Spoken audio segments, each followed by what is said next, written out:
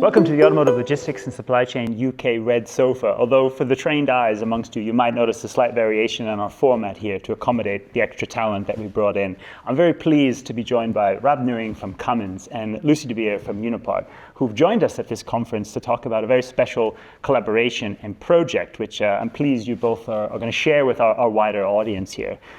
So I wanted to start with you, Rob. You presented here on Cummins' Destination Zero returnable packaging strategy. Tell us a bit about what that key program is and the key objectives. Yeah, the key part of the program really is to eliminate packaging waste, or as part of our waste reduction program.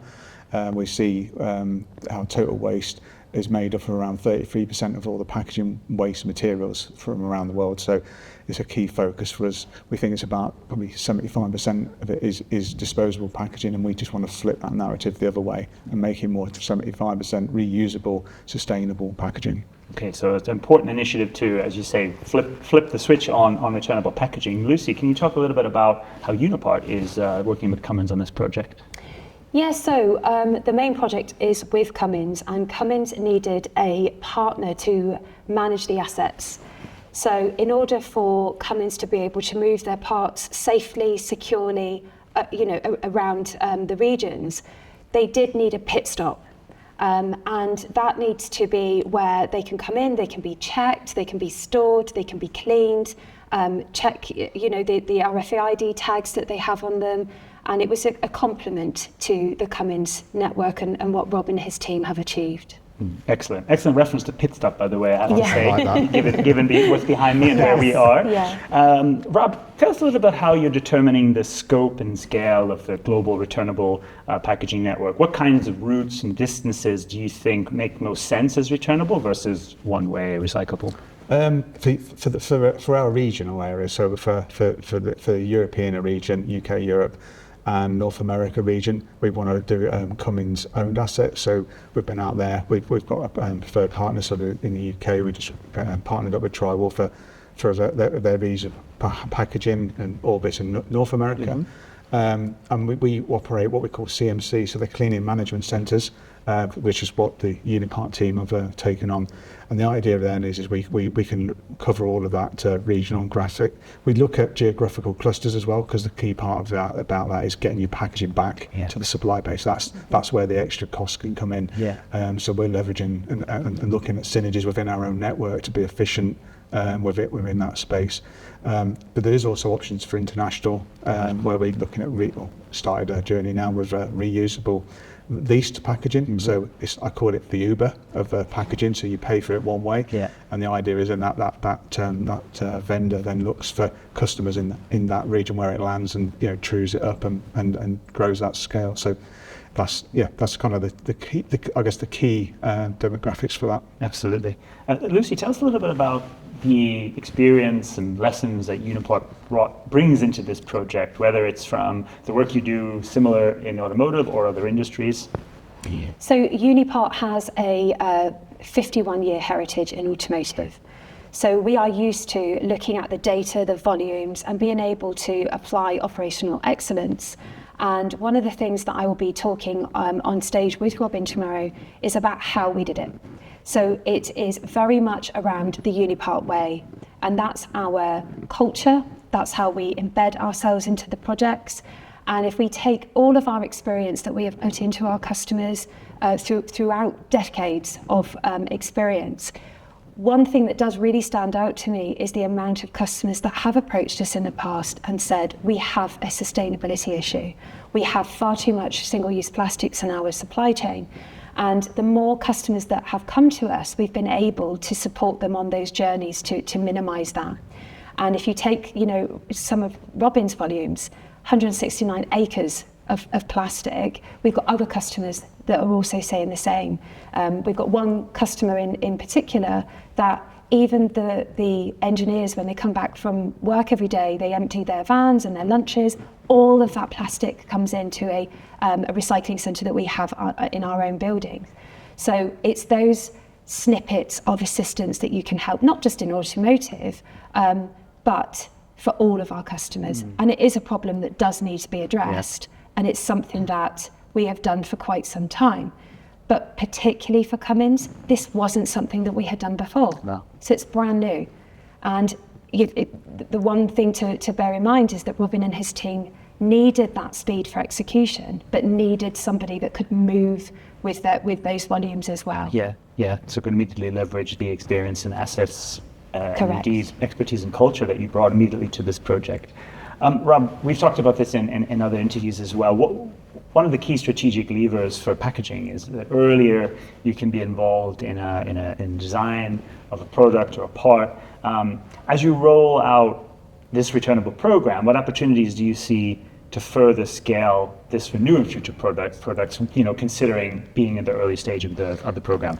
I think it's exactly that. So it's embedded it as a the first protocol is when you're picking your supply and how you want to bring that material in, is doing that upfront design as part of your new product introduction, and then making sure that you go to the reusable option and make sure that is the default option, and then only by exception we choose another decision. That's the key part for us going forward. Absolutely. And it's a little bit like it's like building blocks. The more you do, the more of the parts of the business, if you think about like our aftermarket network and right out into the distribution network, I could see a place where that worked. Right now, it's a finer sort of operation and a little bit more complex. But once you build scale, we'll get them sort of epiphanies and go, oh yeah, okay, let's use that lane now because we've already got some volume and some critical mass there. So it's about building the foundation and building it out. Absolutely. Lucie talked about the importance of the sustainability targets and embedding this into the mission. Of course, we're all under cost pressure as well, and you and both of your companies and your customers will be no different. How are you measuring sustainability KPIs, if you like, in relation to overall cost and efficiency? Or, in fact, can this all align and actually help reduce the cost as well? It pretty much does. Where there's waste, there's usually an opportunity to improve some savings as well. So one of the areas we would look to optimise is with the reusable, stackable packaging and better container fill, as in the packaging itself, fill trucks up better, have specific weights and dims, so our carriers know exactly what's going to be collected, so they can plan for that. Means we can be more efficient on our inbound network that kind of offsets what we return. And there's a lot of I guess issues that you can't always put a number on. So when a supplier has an issue with packaging because of it's broken, it's damaged, or even a supply of it because it's not been properly managed, that creates an emergency transport, a scurry of activity to get that process tidied up. If you stop a line, that comes at a cost that you can never catch up. So there's lots of other things around quality, safety. What value do you put on somebody not getting splinters or cutting themselves open on sharp edges of packaging and stuff like that? Absolutely. Yeah, that's a great point. Anything you'd add to that, Lucie? No, I think we've discussed KPIs, and that will fall into how Cummins needs us to work at that speed as well, so that the packaging is cleaned and made available to be picked up to go back, obviously, back into Cummins to be reused.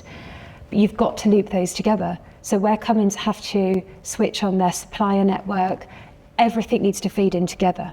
So we are one of Cummins partners, but it will interlink. And I do think that that's going to be quite incredibly special as we go through the journey, because as Robin says, there's lots of other departments as well throughout Cummins that will align to this. Yes. So I feel like the future for Unipart and Cummins is quite bright. Absolutely.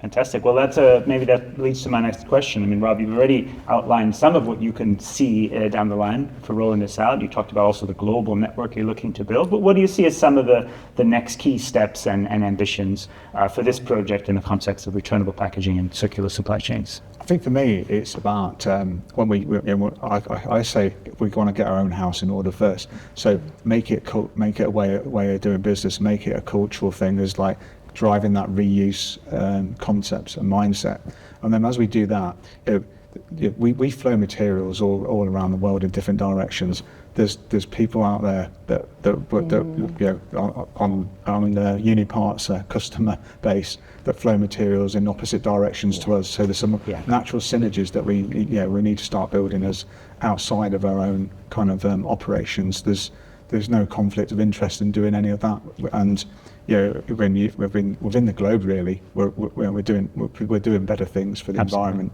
and costs. Absolutely.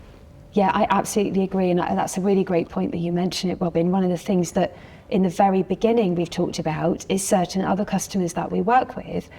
And then when we talk about what comes in and out for Cummins globally, there is so many things that we could match.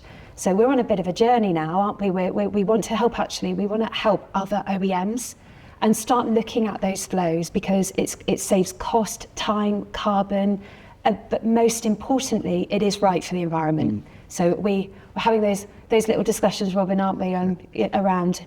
And then, as you said, it's because you can link together. You need to actually be open to what you can see from other clients that can help support yours as well. Exactly that. Yeah, and I'm coining a phrase one of my colleagues shared with me, and it is that she heard it on with some freight carriers, and they said the UK is the biggest shipper of fresh air. Yes.